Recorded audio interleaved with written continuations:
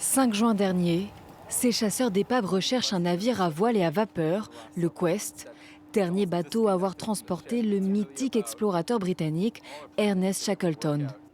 Après s'être appuyé sur des journaux de bord et des articles d'époque, ils se concentrent sur une zone de la mer du Labrador au large du Canada. C'est là que pourrait se trouver le bateau, quand soudain, Ça y est, je crois qu'on a trouvé le Quest.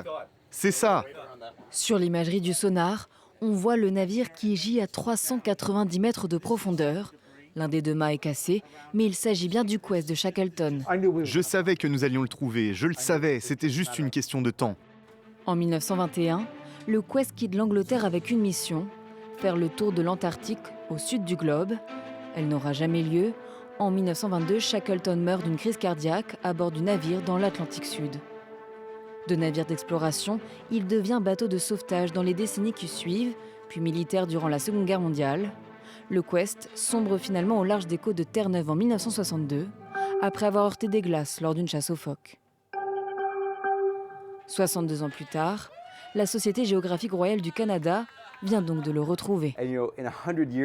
Dans 100 ans, quand les gens feront référence au Quest, ils diront c'est cette équipe en juin 2024 qui est venue ici, qui a affronté des difficultés incroyables et qui a trouvé l'épave. C'est tout simplement unique, c'est intemporel.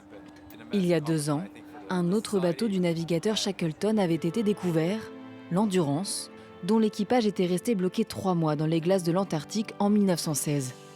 Le vaisseau était lui aussi parti à la conquête du continent blanc, pour la gloire de l'Empire britannique.